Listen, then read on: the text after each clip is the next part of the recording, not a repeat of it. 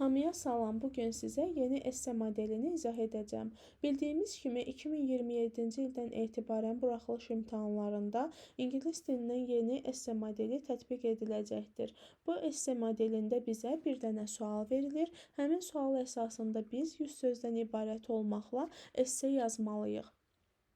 Essemizi yazarkən biz faktlardan, nümunələrdən, səbəblərdən istifadə etməliyik. Gəlin indi başlayaq. Deməli, mən burada gördüyünüz kimi 7 dənə addım yazmışam. Sadəcə olaraq bu addımlardan birinci və ikinci addım esse yazmaq üçün deyil, esseye hazırlanmaq üçündür. Biz üçüncü addımdan etibarən esse yazmağa başlayacağıq. Siz birinci və ikinci addımda esse yazmağa hazırlanmış olursunuz, hansı ki çox önəmlidir. Birinci addımda nə etməlisiniz? Birinci addımda sizlər sualı diqqətlə oxumalı və başa düşməlisiniz. Məsələn, should school uniforms be required for all students? Məktəb uniformaları bütün şagirdlər üçün tələb edilməlidirmi? Sualı oxuduq, anladıq. Daha sonra ikinci addım, yəni plan qurma hissəsi başlayır.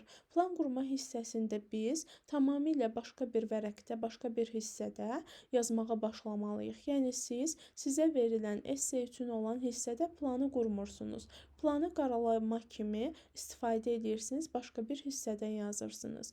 Deməli, burada plan qurarkən vərəqi iki hissəyə bölürsünüz, bəli və xeyir hissəsi. Sizə verilən suala uyğun olaraq, həmin suala uyğun olaraq cavab verirsiniz ki, buna müsbət tərəflər yazırsınız və mənfi tərəflər yazırsınız. 2 dənə müsbət, 2 dənə isə mənfi tərəf yazmağınız kifayətdir. Məsələn, mən fikirləşirəm ki, məktəb uniformaları geyinməyin müsbət tərəfləri nələrdir? 1. Fikirləşdim ki, bu bərabərlik yaradır.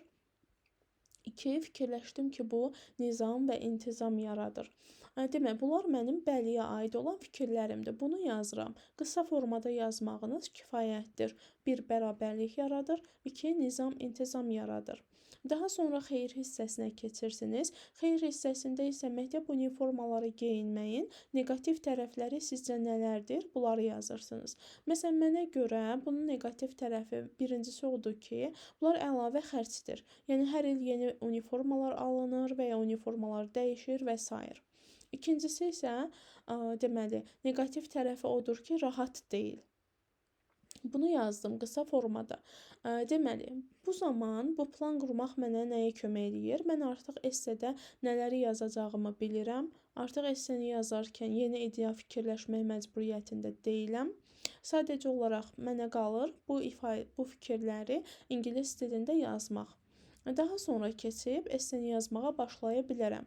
Qeyd edeyim ki, bunları qarışıq yazmaq olmaz. Yəni, bir bərabərlik yaradır, bir müsbətdən yazım, biraz gəlim aşağıda əlavə xərc yaradır, bir dənə negativ tərəfin yazım, xeyr. Birinci müsbət tərəflərin yazın, bərabərlik yaratmaq və nizam-intizam yaratmağı izah edin. Daha sonra onu izah edəndən sonra əlavə xərc yaradır və rahat olmaya bilir fikrinizi əsaslandırın. Deməli, gələk üçüncü addıma. Üçüncü addımda siz artıq esse yazmağa başlama mərhələsindəsiniz. Deməli, bu addımı yazarkən nə edirsiniz? Birinci topic sentence istifadə edirsiniz. Bu nədir? Dedik ki, müsbət tərəfi var, bunun mənfi tərəfi var və mən öz daxilimdə fikirləşirəm ki, müsbət tərəfi mənfi tərəfindən daha çoxdur və bunu vurğulayıram. Deyirəm ki, bizə verilən bu sual cümləsini çevirirəm, eləyirəm təsdiq cümləsi. Yazıram, school uniforms should be required for all students. Məktəb uniformaları bütün şagirdlər üçün tələb edilməlidir. Sonra niyə? Because, çünki. Daha sonra bəlidəki bu iki fikrimi izah eləyirəm. Yazıram, daha doğrusu ingiliscə bərabərlik yaradır, nizam-intizam yaradır. They create equality, onlar bərabərlik yaradır, and discipline, nizam-intizam yaradır. Daha sonra keçirəm mən dördüncü addımıma. Dördüncü addım nədir? Yazdığımız o cümlədəki iki dənə fikri, yəni bəlidəki o iki fikri bərabərlik yaradır, nizam-intizam yaradır. Bunlar sırayla izah eləyəcəyik. Birinci fikrim nə idi? Bərabərlik yaradır. Birinci buna aid cümlə qururam, daha sonra for example verirəm, yəni nümunə verirəm. Məsələn, they reduce competition about clothes. Onlar paltarlar barəsindəki yarışı azaldırlar. Daha sonra sonra buna for example nümunə gətirirəm. Məsələn, students from poorer families feel more comfortable. Daha kasıb ailələrdən olan şagirdlər daha rahat hiss edirlər.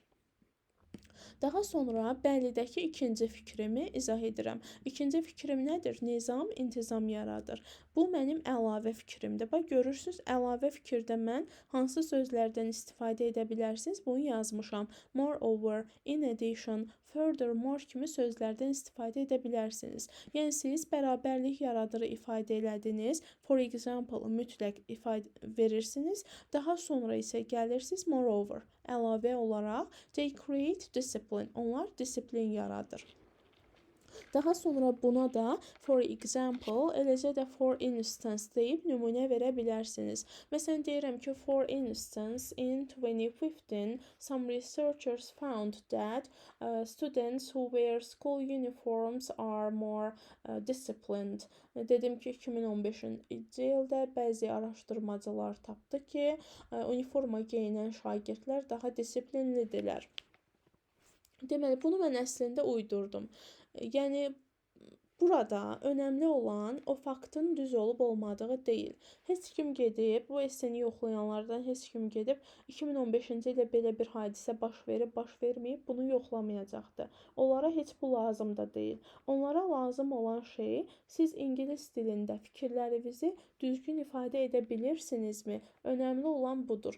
Yəni, əgər sizin ağlınıza bir fikir gəlmirsə və sizdə belə bir məlumat ümumiyyətlə yoxdursa, özünüzdən məlumat uydurun, problem olmayacaqdır.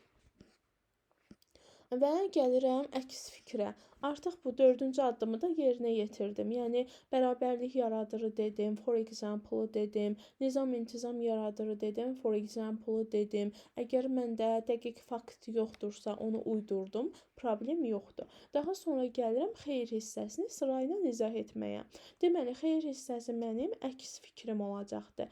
Əks fikir olanda mən however, on the other hand, although kimi sözlərdən istifadə edə bilərəm. Məsələn, deyirəm however, lakin, sonra bu ikisini yazıram. Deyirəm ki, onlar əlavə xərc yaradır və rahat olmaya bilir. İkisini bir cümlədə yazıram. Necə ki, bu ikisini bir cümlədə yazdım, sonra ayrı-ayrı izah elədim. Bu ikisini də bir cümlədə yazacağam, ayrı-ayrı izah edəcəm. Məsələn, deyirəm, however, they can create extra expenses, lakin onlar əlavə xərclər yarada bilir. Əlavə xərc yaradır. Daha sonra rahat olmaya bilir. And they are uncomfortable. Onlar narahatdırlar. Sonra nə edirəm? Daha sonra isə bu xeyirdəki iki fikri hərəsinə ayrı aralıqda əsaslandırıb for example deyirəm. Məsələn, əlavə xərc yaradıram. Gəlirəm burada deyirəm. Many families have to buy special uniforms which can cost a lot of money. Çoxlu ailələr çox pul tələb edən xüsusi uniformalar almalı olurlar. Sonra buna nümunə verirəm. For example, məsələn, parents may need to buy new uniforms when their children grow quickly. Məsələn, valideynlər uşaqları sürətlə böyüyəndə yeni uniformalar almağa ehtiyac duyurlar. Bunu da verdik. Daha sonra gəlirəm xeyrin ikinci cümləsinə. Yəni, rahat olmaya bilir. Bunu da əlavə fikrim də axı mənim. Bu zaman moreover o birisi istifadə eləmişəmsə, yəni bəlini yazanda istifadə eləmişəmsə, gəlirəm artıq in addition və ya furthermore-dan istifadə edirəm. Yəni, beləcə fərqli sözlərdən istifadə etmiş oluram. Deməli, yazıram məsələn furthermore əlavə olaraq they are very uncomfortable. Onlar çox rahatsızdırlar, narahatdırlar. Sonra da nümunə verirəm. Deyirəm ki, for instance, most of students say that they cannot focus on their lessons while they wear uniforms. Onlar uniforma geyərkən dərslərinə fokuslana bilmirlər. Belə bir şey də bəlkə var, bəlkə yoxdur, bilmirəm. Deməli, bu məndə olan dəqiq bir fakt deyildi. Bunu mən yenə uydurdum. Yəni, yenə dediyim kimi, əgər siz dəqiq bildiyiniz bir fakt yoxdursa, sərbəst şəkildə özünüzdən uydura bilərsiniz. Tək ki, ingilis dilində qurduğunuz cümlə quruluşu düzgün olsun. Və Nəhayət sonuncu hissəyə gəlirik və nəticə veririk. Nəticə hissəsində biz bir sözdən mütləq istifadə edirik. In conclusion. Yəni şərt deyil mütləq in conclusion olsun. Yəni to conclude da deyən olacaqdı, to sum up da deyən olacaqdı. Siz sadəcə birini istifadə edəcəksiniz deyə burada mən bir neçə dənə sözü vermədim. In conclusion yazsanız bəsdir. In conclusion yazıb vergül qoyursunuz, daha sonra nəticəni deyirsiniz. Yəni ümumi fikir nə idi? Dezavantajları olsa belə geyinmək, məktəb uniforması geyinmək yaxşıdır.